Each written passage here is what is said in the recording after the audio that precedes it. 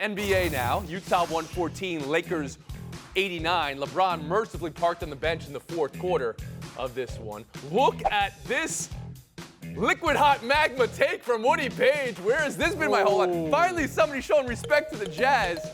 Best Jazz team you've ever seen. Even better than Stockton and Malone years when they made the finals. Woody, convince your cohorts this.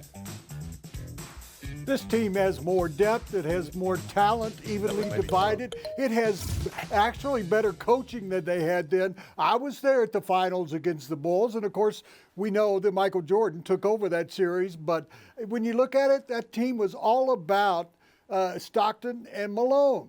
They surrounded them with a bunch of players that were just fill-ins. I mean, you're talking about Mark Eaton types at center. So hold on a second. What do you made your point. I'm getting laughter, a laugh track. Jackie MacMullan, first to you. Well, I just find it hilarious that you don't think centering a team around Stockton and Malone is a good idea. They're like two of the greatest players of all time and the greatest 50 players of all time. So I will say this, Woody. I get your point, and the depth is a good point because this team is built differently. But let's just hold on a minute. Those teams did go to the finals. If it weren't for Jordan, they probably would have won multiple championships. I love this Utah Jazz team, but I think you're just getting a little ahead of yourself there.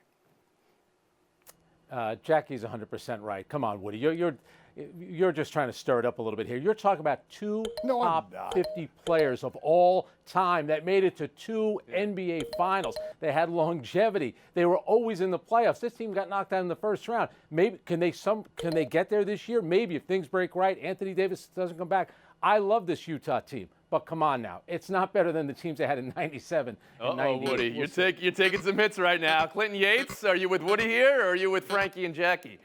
I mean, not only were they top 50 players, they were dream teamers at that. And Jerry Sloan, I'm not throwing that kind of disrespect to him. But I do think there's something to be said about what the Jazz have done over the last 3 seasons. 3 years ago, we were kind of like, oh, nice and upcoming team. Things got a little thrown off kilter last season. Now they are robust. They are tremendous from the three-point line, and they are one of the best teams, if not the best team in the NBA. That game last night, the Lakers only had 64 points going into the fourth quarter. I mean, to me, this is the dominant team of the NBA right now, and they've got, the wins to show. Woody, you're taking in water right now. Please resurrect your case here. Hurry up.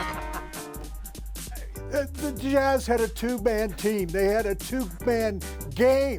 It was back and forth between Stockton and Malone. This team last night, Quinn Snyder said during a timeout, shut up. Goodness gracious. During a timeout last night, Quinn Snyder said, guys, keep the floor spread. They couldn't shoot three-pointers back then like this team can. Well, nobody in the world could. Oh, man. And you also had Quinn Snyder, who's doing a great job, better than Jerry Sloan. I mean, this is a tough one for. Karl Malone was an MVP, guys. Tough MVP one. of the league. Coming up, logo talk. Everybody's going to take this quiz now, courtesy of Basketball Academics. Who do you see? Jordan, of course. Shaq. You got Shaq, all right. There's a Kobe and LeBron. What is that? Oh, no. What did they do to Isaiah Thomas there? Oh, I didn't see that. Oh, boy. And Katie on Twitter. Oh, man, that's cold. Thanks for watching ESPN on YouTube. For live streaming sports and premium content, subscribe to ESPN+.